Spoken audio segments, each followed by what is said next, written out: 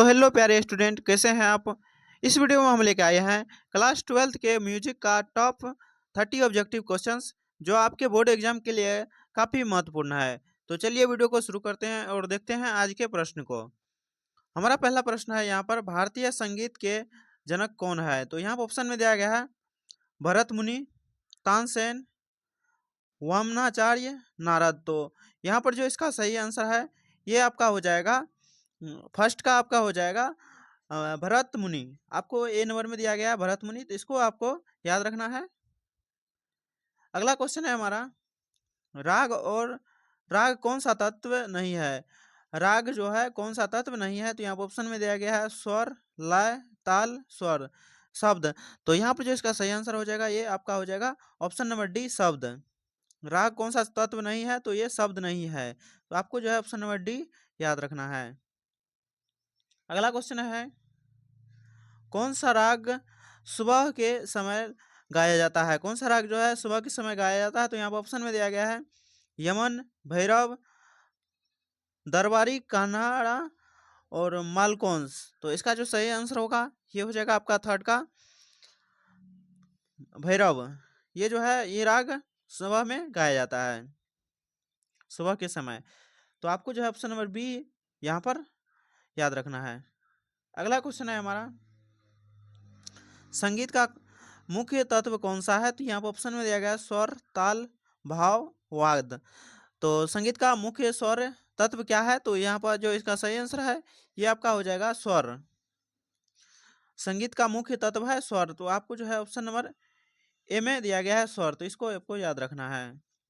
अगला क्वेश्चन है हमारा, तबला वाद्य किस प्रकार का है। तबला वाद्य जो है किस प्रकार का है। तो यहाँ पर ऑप्शन में दिया गया है घन, अवनद, सुशीर और तात। तो कौन सा है। तो यहाँ पर ऑप्शन में जो ऑप्शन दिया गया है आपका, इसमें से आपका हो जाएगा ऑप्शन नंबर बी, अवनब्ध जो है ये आपका सही आंसर हो जाएगा। तो आपको ऑप्शन नंबर बी इसको याद रखना है। अगला क्वेश्चन है हमारा,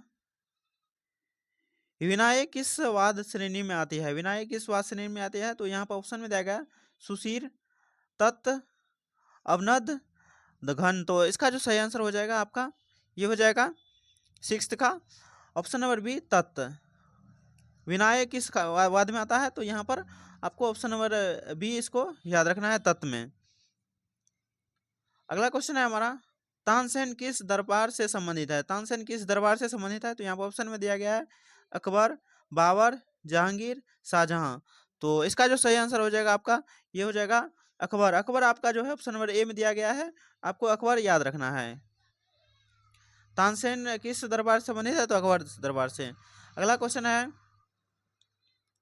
राग यमन में किस प्रकार के स्वर होते हैं। राग यमन में किस प्रकार के शब्द स्वर होते हैं। तो यहाँ पर ऑप्शन में दिया गया है शुद्ध, कोमल, तीव्र, सभी। तो यहाँ पर जो इसका सही आंसर हो जाएगा 8 का ये हो जाएगा आपका तीव्र। तीव्र है आपका ऑप्शन नंबर सी में दिया हुआ, तो इसको आपको याद रखना है, ये हो जाएगा आपका करेक्ट आंसर। अगला क्वेश्चन है हमारा, ख्याल गायन का विकास किस काल में हुआ था। तो यहाँ ऑप्शन में दिया गया है प्राचीन काल, मध्यकाल, आधुनिक काल, वेद काल। तो यहाँ पर जो इसका सही आंसर है ये हो जाएगा आपका 9 का मध्यकाल में। तो आपको मध्यकाल याद रखना है, ऑप्शन नंबर बी में दिया गया है मध्यकाल, इसको आपको जो है करेक्ट आंसर में लगाना है। अगला क्वेश्चन है हमारा, सप्तक में कुल स्वर कितने होते हैं। सप्तक में कुल स्वर कितने होते हैं। तो यहाँ पर ऑप्शन में दिया गया 5, 7, 8, 12। तो यहाँ पर जो इसका सही आंसर हो जाएगा आपका ये हो जाएगा 7। सप्तक में कुल स्वर होते हैं 7। तो आपको जो है ऑप्शन नंबर बी को याद रखना है, ये हो जाएगा आपका सही आंसर। नेक्स्ट क्वेश्चन को देखते हैं। नेक्स्ट है हमारा, मृदंग किस प्रकार का वाद्य है। तो यहाँ ऑप्शन में दिया गया है तत्, घन, अवनद, सुशीर। तो यहाँ पर जो इसका सही आंसर है 11th का आपका हो जाएगा अवनद। ऑप्शन नंबर सी को आपको याद रखना है। अगला क्वेश्चन है हमारा, तबला वादक जाकिर हुसैन का संबंध किस घराने से है। तो यहाँ पर ऑप्शन में दिया गया है दिल्ली, पंजाब, बनारस, अजड़ाड़ा। तो यहाँ पर जो इसका सही आंसर हो जाएगा आपका 12th नंबर का दिल्ली दरबार। आपको ऑप्शन नंबर ए याद रखना है। अगला क्वेश्चन है हमारा, राग भैरव का आवादी स्वर कौन सा है? तो यहाँ ऑप्शन में दिया गया है गंधार, ऋषभ, पंचम, वेदहत। तो यहाँ पर जो इसका सही आंसर हो जाएगा, ये हो जाएगा आपका ऋषभ। ऋषभ आपका जो है ऑप्शन नंबर बी में दिया गया है, इसको आपको याद रखना है। राग भैरव का वादी स्वर कौन सा है? तो यहाँ पर जो है आपका ऑप्शन नंबर बी ऋषभ है।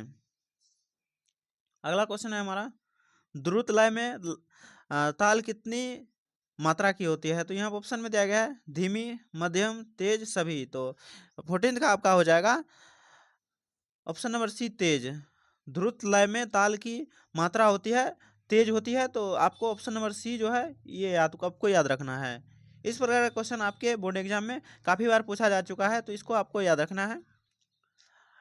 राग दरबारी किस समय का गाया जाता है? किस समय गाया जाता है? राग दरबारी जो है किस समय गाया जाता है? तो यहाँ पर ऑप्शन में दिया गया प्रातः काल, प्रातः, मध्याह्न, रात्रि, संध्या। तो राग दरबारी जो है किस समय गाया जाता है? तो यहाँ पर ऑप्शन में जो इसका सही आंसर हो जाएगा आपका, ये हो जाएगा रात्रि के समय में। रात्रि के समय में जो है ये दरबारी राग दरबारी गाया जाता है। तो आपको जो है ऑप्शन नंबर सी में आपका दिया गया है रात्रि, तो इसको आपको याद रखना है। नेक्स्ट क्वेश्चन है हमारा, संगीत की कितनी प्रमुख विधियाएं होती है? तो यहाँ पर ऑप्शन में दिया गया है 2, 3, 5, 4, 5। तो इसका जो सही आंसर हो जाएगा आपका, ये हो जाएगा 3। संगीत की कितनी प्रमुख विधियाएं हैं? तो ये 3 है। तो आपको जो है 3 ऑप्शन नंबर बी में दिया गया है, तो इसको आपको याद रखना है। अगला क्वेश्चन को देखते हैं। अगला क्वेश्चन है हमारा, वेदों में संगीत का उल्लेख किस वेद में मिलता है? वेदों में संगीत का जो उल्लेख है किस वेद में मिलता है? तो यहाँ पर ऑप्शन में दिया गया है ऋग्वेद, सामवेद, यजुर्वेद, अथर्ववेद। तो किस वेद में मिलता है? तो इसका सही जो आंसर है ये हो जाएगा आपका सामवेद। तो आपका जो ऑप्शन नंबर बी में दिया गया है सामवेद, तो आपको जो है सामवेद याद रखना है। अगला क्वेश्चन है हमारा, अगला क्वेश्चन है हमारा, राग के किस अंग को आरोह कहते हैं? राग के किस अंग को आरोह कहते हैं? तो यहाँ पर ऑप्शन में दिया गया है आरोहण, अवरोहण, वादी, समवादी। तो इसका जो सही आंसर हो जाएगा, ये हो जाएगा आपका 18th का ऑप्शन नंबर ए आरोहण। राग के किस अंग को आरोह कहते हैं? तो आपको आरोहण ऑप्शन नंबर ए में दिया गया है, इसको आपको याद रखना है। 18th का आपका हो जाएगा option number A correct answer. अगला क्वेश्चन है हमारा, राग में कौन सा स्वर वर्जित नहीं होता है? तो यहाँ पर ऑप्शन में दिया गया है ग, म, शुद्ध घ, सभी। तो यहाँ पर जो इसका सही आंसर है ये हो जाएगा आपका ऑप्शन नंबर डी सभी। तो आपको जो है ऑप्शन नंबर डी सभी इसमें याद रखना है। ग, म और शुद्ध ध, तो यहाँ पर जो है आपको सब याद रखना है। अगला क्वेश्चन है हमारा, गायन की प्राचीन शैली कौन सी है? तो यहाँ ऑप्शन में दिया गया है ध्रुपद, ख्याल, ठुमरी और गजल। तो इसका जो सही आंसर हो जाएगा, गायन की प्राचीन शैली कौन सी है? तो इसका सही जो आंसर है आपका 20 का, ये हो जाएगा आपका option number A Dhrupad. Dhrupad आपका जो है ऑप्शन नंबर ए में दिया गया है, इसको आपको याद रखना है। अगला क्वेश्चन है हमारा, ताल का प्रमुख भाग क्या है होता है? तो यहाँ पर ऑप्शन में दिया गया है मात्राएं, बोल, सम, ताली। तो इसका जो सही आंसर हो जाएगा आपका, ये हो जाएगा ऑप्शन नंबर सी सम। ताल का प्रमुख भाग कौन सा होता है? तो यहाँ पर ऑप्शन नंबर सी सम है, इसको आपको याद रखना है। नेक्स्ट क्वेश्चन देखते हैं। नेक्स्ट क्वेश्चन है हमारा, राग वसंत किस मौसम से संबंधित है? तो यहाँ पर ऑप्शन में दिया गया है ग्रीष्म, वर्षा, शरद, वसंत। तो 22 का आपका हो जाएगा ऑप्शन नंबर डी वसंत।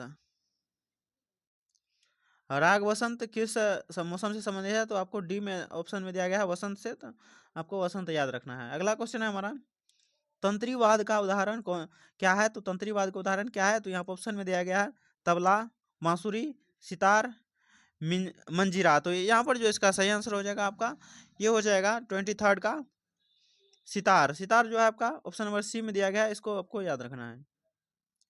अगला क्वेश्चन को देखते हैं। अगला क्वेश्चन है हमारा, पंचम स्वर का शुद्ध नाम क्या है? तो यहाँ पर ऑप्शन में आएगा घ, प, म, र। तो पंचम स्वर का शुद्ध नाम क्या है? तो यहाँ पर जो है इसका सही आंसर है हो जाएगा आपका प। प आपका जो है ऑप्शन नंबर बी में दिया गया है, इसको आपको याद रखना है। अगला क्वेश्चन है हमारा, ध्रुपद किस काल की शैली है? तो यहाँ ऑप्शन में दिया गया है प्राचीन काल, मध्यकाल, आधुनिक काल, वेद काल। तो 25 का आपका हो जाएगा सही आंसर प्राचीन काल। प्राचीन काल आपका ऑप्शन ए में दिया गया है, इसको आपको याद रखना है प्राचीन काल। अगला क्वेश्चन है हमारा, भारतीय संगीत के दो भाग कौन से है? तो यहाँ ऑप्शन में दिया गया ध्रुपद और अ, ठुमरी, शास्त्रीय और उपशास्त्रीय, कर्नाटक और हिंदुस्तानी, तान और अलाप। तो यहाँ पर जो है इसका सही आंसर 26 का आपका हो जाएगा ऑप्शन नंबर सी, कर्नाटक और हिंदुस्तानी। तो आपको जो है ऑप्शन नंबर सी को याद रखना है। अगला क्वेश्चन को देखते हैं। अगला क्वेश्चन है हमारा, गायन की कौन सी शैली हल्की मानी जाती है? तो यहाँ पर जो है कौन सी शैली को हल्की मानी जाती है? तो यहाँ पर ऑप्शन में दिया गया ख्याल, गजल, ध्रुपद, अ, ठुमरी। तो इसका जो सही आंसर हो जाएगा आपका 27 का ये हो जाएगा ठुमरी। तो आपको जो ऑप्शन नंबर डी में दिया गया है इसको आपको याद रखना है। गायन की कौन सी शैली हल्की मानी जाती है? तो ठुमरी हल्की मानी जाती है। ऑप्शन नंबर डी को आपको याद रखना है। नेक्स्ट क्वेश्चन है हमारा, राग का प्रमुख समय कौन सा है? तो राग का प्रमुख समय कौन सा है? तो यहाँ पर ऑप्शन में दिया गया दिन, रात, ऋतु, समय विशेष। तो इसका जो सही आंसर है ये हो जाएगा आपका ऑप्शन नंबर डी, समय विशेष।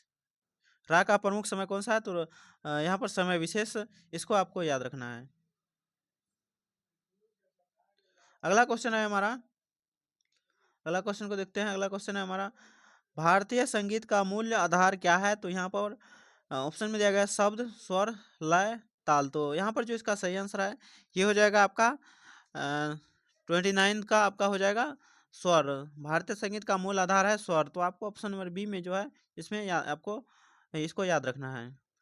अगला क्वेश्चन है, ताल की गणना किससे होती है? तो यहाँ ऑप्शन में दिया गया स्वर से, मात्रा से, राग से, गायक से।